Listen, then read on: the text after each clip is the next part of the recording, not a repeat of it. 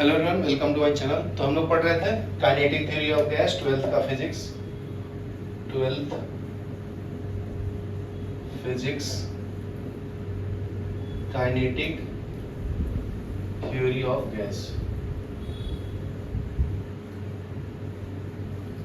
ठीक है, तो अभी आज का नेक्स्ट टॉपिक है अपना absorption, reflection and transmission of heat radiation. ठीक है, तो अपना नेक्स्ट टॉपिक है पेज नंबर 64 पे स्टेट बोर्ड का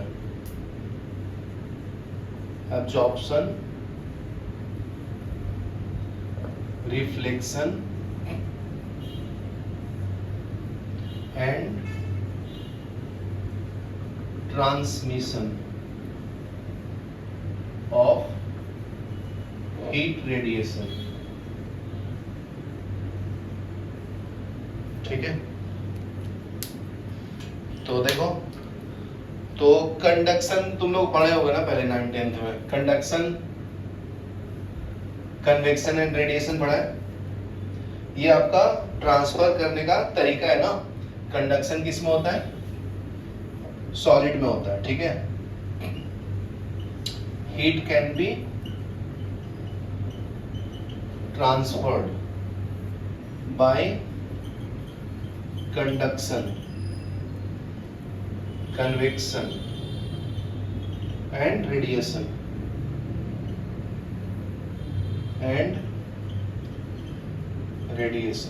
ठीक है, रेडिएशन किस में होता है? वैक्यूम में होता है ना, हीट ट्रांसफर। कन्वेक्शन किस में होता है? लिक्विड में। और सॉलिड में क्या होता है? कंडक्शन होता है। ठीक है, इसको वैक्यूम भी बोल सकते हैं और गैस भी बोल सकते हैं। यहाँ तक क्लियर है ना? Okay, the first two mode of heat transfer require a material medium. तो देखो, कंडक्शन के लिए भी मटेरियल मीडियम चाहिए, सॉलिड चाहिए ना, particle.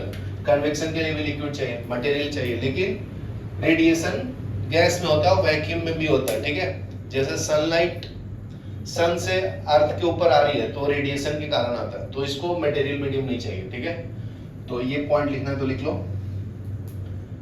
The first two modes of heat transfer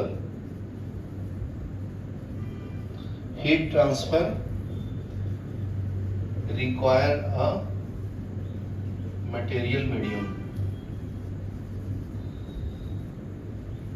ठीक है, for transmission of heat। ठीक है, तो हीट को ट्रांसफर करने के लिए अपने को क्या चाहिए? मटेरियल मीडियम चाहिए। दूसरा पॉइंट देखो क्या है, but radiation doesn't require any material medium. लिख लो ये भी, but radiation does not need a material medium. ठीक है, most common of heat transfer by radiation mode we come across every day is heat of transfer of heat and light from the sun to the earth. ठीक है, radiation तो क्या है? Heat transfer हो रहा है सन से अर्थ की तरफ।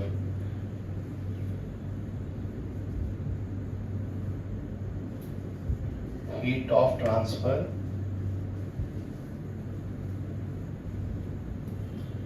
बाय रेडिएशन मोड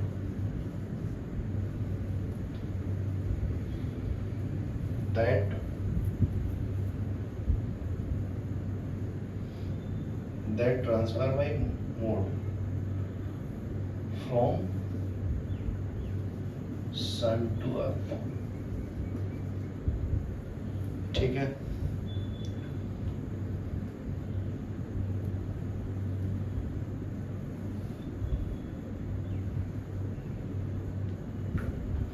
ठीक है, और रेडिएशन हीट ट्रांसफर को ही बोलते हैं वैक्यूम में, और दूसरे फॉर्म में क्या बोलते हैं? अगर कोई भी ऑब्जेक्ट है गर्म है तो उसमें से क्या होता है? हीट रेडिएट होता है। तो इसको भी टर्म्स को लिख लो, जिसको हम लोग इमिशन ऑफ एनर्जी बोलते हैं। Radiation also refers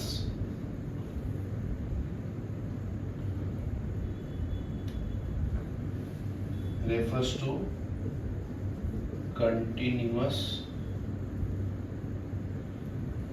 emission of energy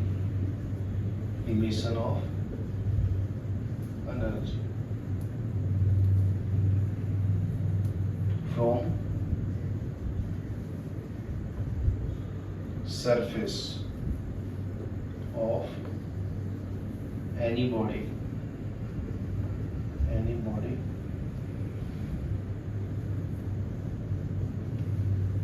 because of its thermal energy. This emitted energy is transferred as radiant energy. ठीक है, यहाँ तक लिखो, फिर नेक्स्ट। ठीक है, तो नेक्स्ट पॉइंट देखो अभी, this emitted energy is termed as radiant energy. जो इमिशन होता है ना कोई भी हॉट ऑब्जेक्ट से, तो उसको हम लोग भी रेडिएशन बोलते हैं। मान लो ये हॉट ऑब्जेक्ट है, इसका टेम्परेचर है मान लीजिए 5000 डिग्री सेल्सियस, तो उसमें से रेडिएशन इमिट होगा ना बाहर। ठीक है, तो this emitted energy is termed as radiant energy. Is termed as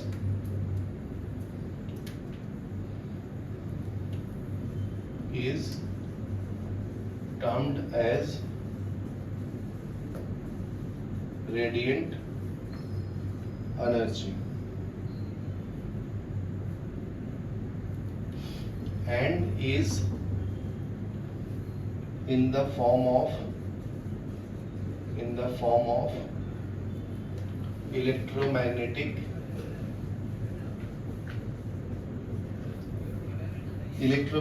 waves। ठीक है, तो ये इलेक्ट्रोमैग्नेटिक वेव्स के थ्रू बाहर निकलता है, बराबर है। तो radiation is therefore fastest mode of heat transfer. तो सबसे ज्यादा फास्ट हीट ट्रांसफर किसमें होता है? वैक्यूम में और गैस में। ठीक है, लिख लो, radiation is therefore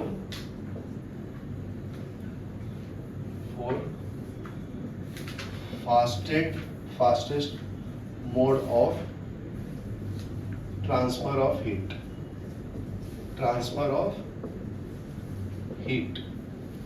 The process of transfer of heat by radiation doesn't require any material medium since electromagnetic wave travel through vacuum। ठीक है ना, पता है ना, उसका इक्वेशन होता है E equal to h mu. ये इलेक्ट्रोमैग्नेटिक वेव रेडिएशन है जो वैक्यूम में भी ट्रेवल करता है। ठीक है, नेक्स्ट पॉइंट देखो, तो लिख लो, the process of transfer of heat by radiation does not require any material medium since electromagnetic wave travel through vacuum। Electromagnetic wave travel through vacuum।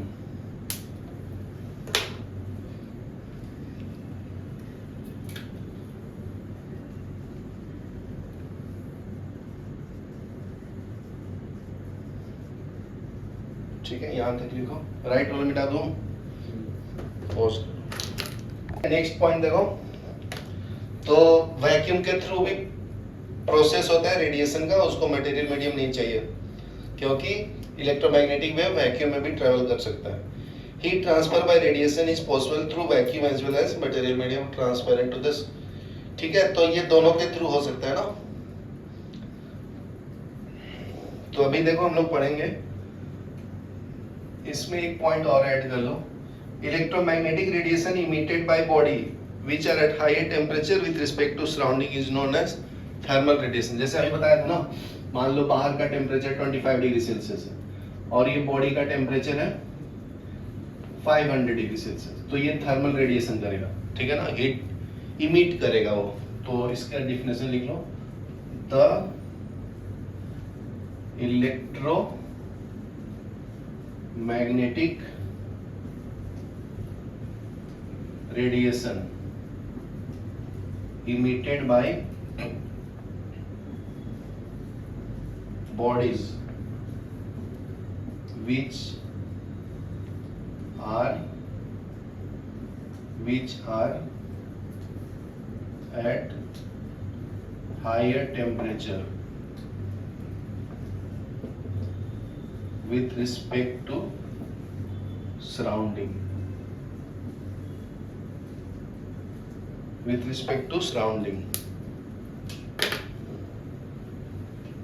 is known as thermal radiation.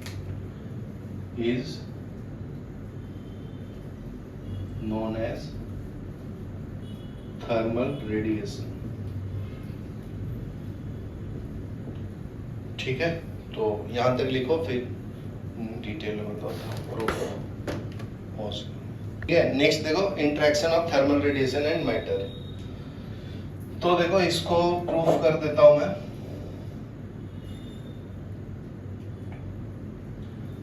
Late Q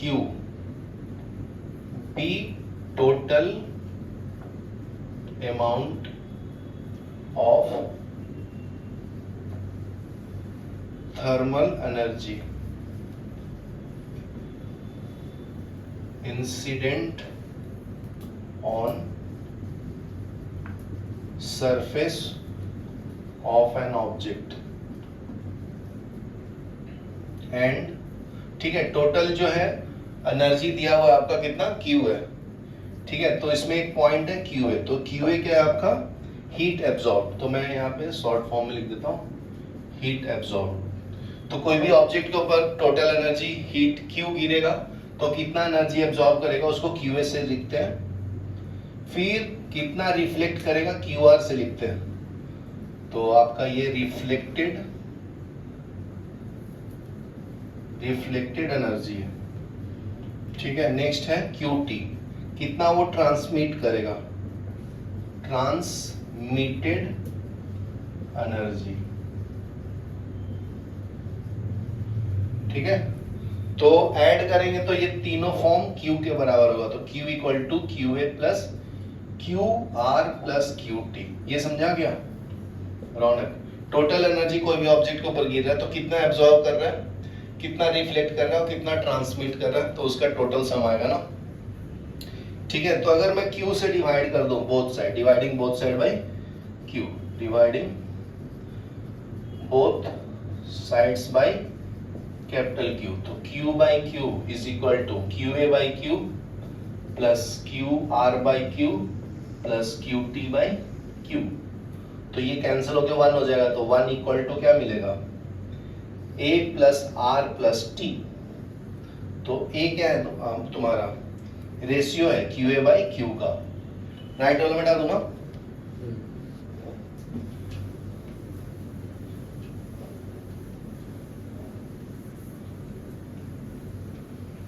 ठीक है, तो यहाँ पे लिखना है तो लिख लो where A equal to QA upon Q, R equal to QR upon Q और T equal to QT upon Q। बराबर है। तो ART क्या है, coefficient of absorption, reflection and transmission. A क्या आपका कोएफिशिएंट ऑफ एब्जॉर्प्शन। दूसरा क्या है, ये तुम्हारा A इक्वल टू हो गया, R इक्वल टू क्या है coefficient of reflection, T equal to क्या है कोएफिशिएंट ऑफ ट्रांसमिशन। ठीक है, यहाँ तक क्लियर है। तो अगर मैं डिफिनेशन बता दूं तो 1 by 1 लिख लो फिर। तो फर्स्ट डिफिनेशन है coefficient of absorption, coefficient of absorption, और इसको क्या बोलते हैं एब्जॉर्प्टिव पावर, और एब्जॉर्बिविटी, इसको हम लोग ए से रिप्रेजेंट करते हैं, बस ये नाम है अलग अलग फॉर्म में, मतलब सबका सेम है। तो it is the ratio of amount of heat absorb, क्या है, it is the ratio of heat amount absorb divided by total heat, समझे ना। तो लिख लो, तो ए क्या है आपका, the ratio of amount of heat absorbed to total quantity of heat incident is called coefficient of absorption, coefficient of absorption। ठीक है, ये लिख लो, फिर आगे बता दो। नेक्स्ट देखो, रिफ्लेक्शन, कोएफिशिएंट ऑफ रिफ्लेक्शन का डेफिनेशन, सेकंड डेफिनेशन है अपना coefficient of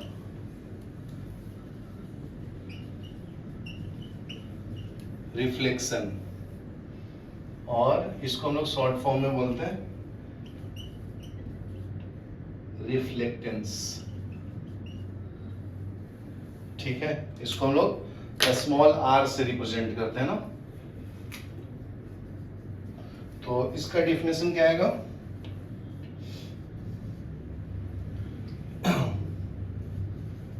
the ratio of amount of radiant energy reflected to total energy incident, ठीक है, is called coefficient of reflection। ठीक है, थर्ड डिफिनेशन है टीआर का वैल्यू, टीआर बोले तो coefficient of transmission, coefficient of transmission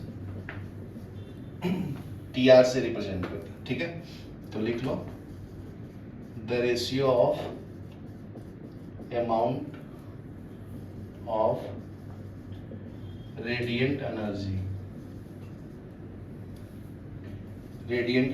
transmitted to total amount, to total energy incident is called coefficient of transmission।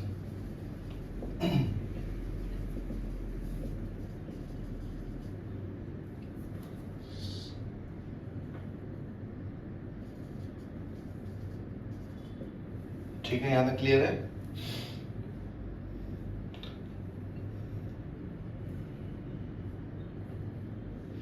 तो इसका अगर कोई डायमेंशन पूछेगा तो क्या बताओगे, बताओ।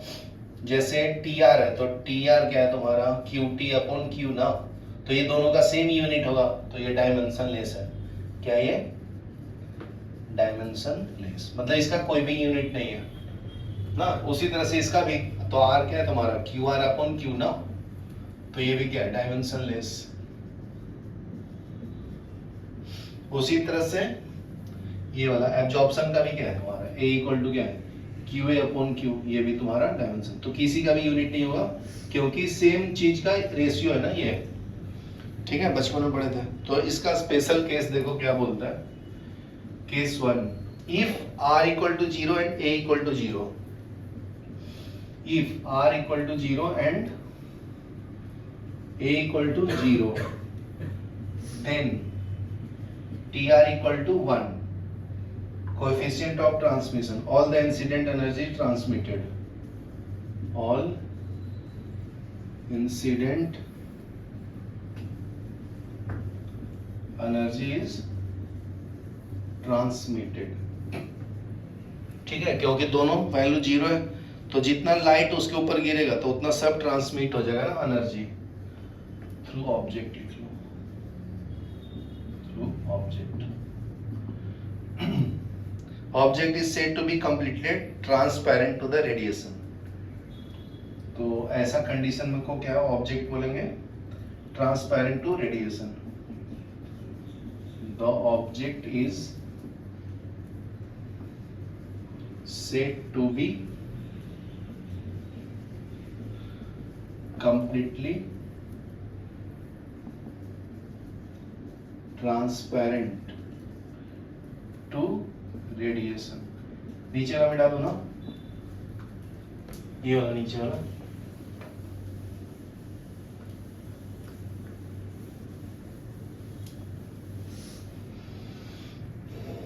ठीक है, नेक्स्ट है substance through which heat radiation can pass is called diathermous substance. जिसमें से हीट ट्रांसफर होता है उसको डाइथर्मस सब्सटेंस बोलते हैं। तो ये डेफिनेशन है डाइथर्मस,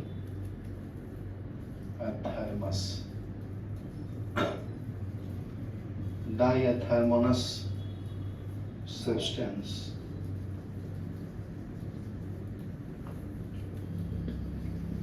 A substance through which heat radiation can pass, ठीक है, उसको बोलते हैं। तो for diathermous T R is not equal to zero. तो डाइथर्मस के लिए T R is equal to not equal to zero होता है, मतलब ये ट्रांसमिट करता है लाइट को। Diathermous is neither a good absorber और नॉट रिफ्लेक्टर। तो ये एब्जॉर्बर भी नहीं होता और रिफ्लेक्टर भी नहीं होता, diathermanous substance. It is neither a good absorber nor a good reflector. चलो यहां तक लिखो, ठीक है। तो अभी नेक्स्ट पॉइंट देखो। तो इसका एग्जांपल लिख लेना डाइथर्मस का। डाइथर्मस का एग्जांपल क्या क्या है जी? इसके अंदर आता है glass डाइथर्मस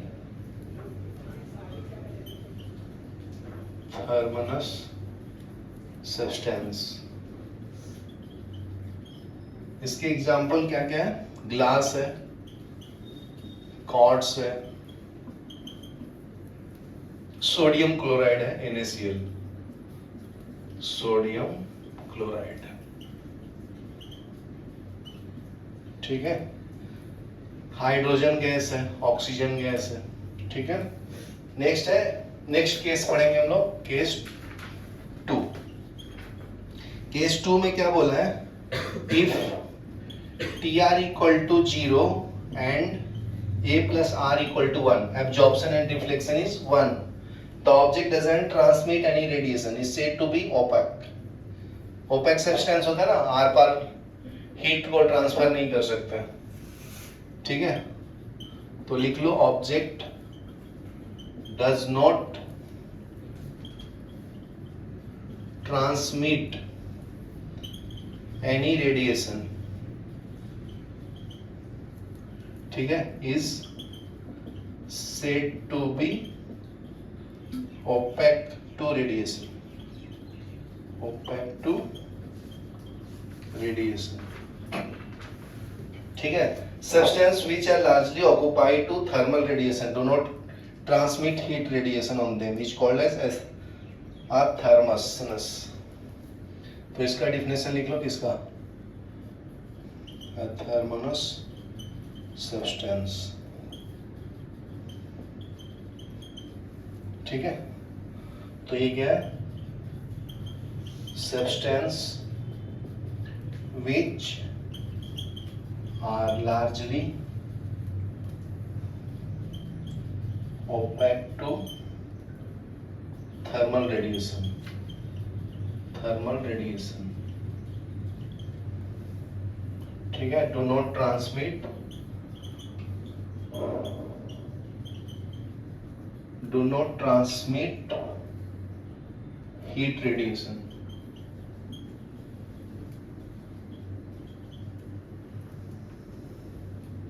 Incident on it, on them, are known as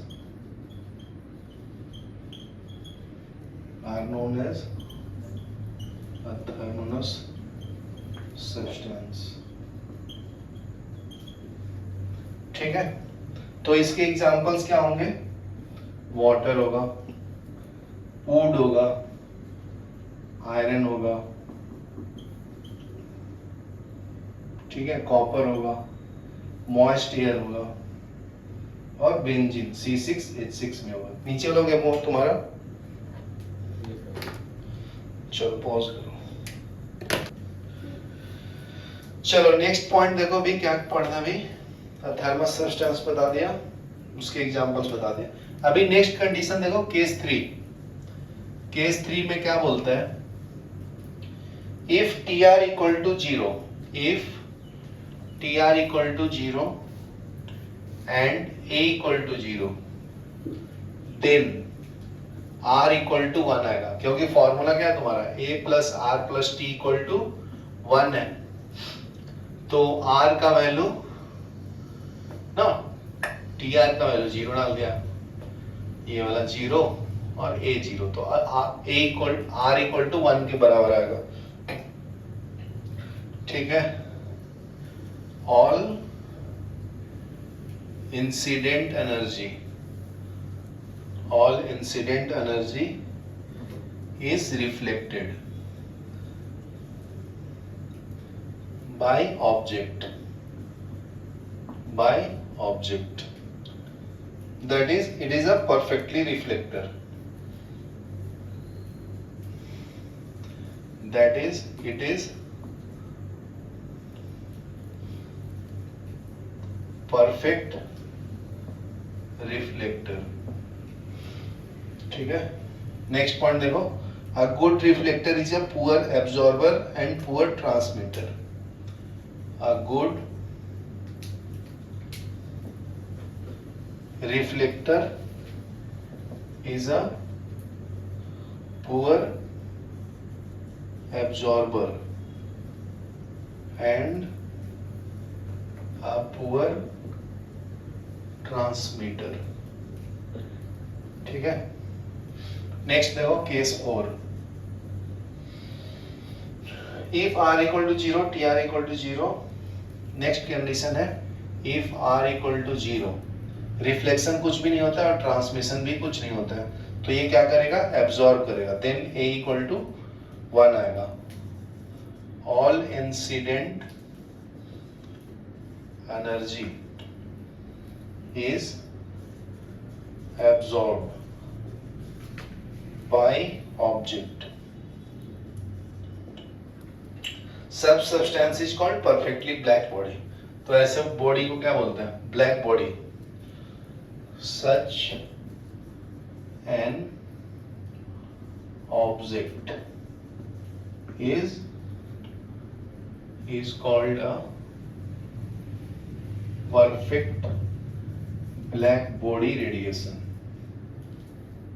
ठीक है, the value of AR and TR depend on the wavelength of incident radiation।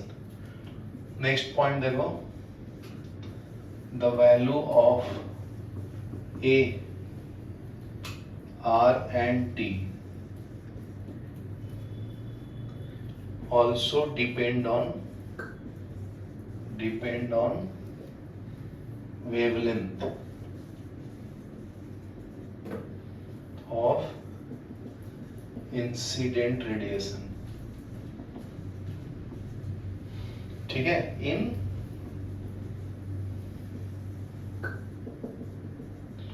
in addition to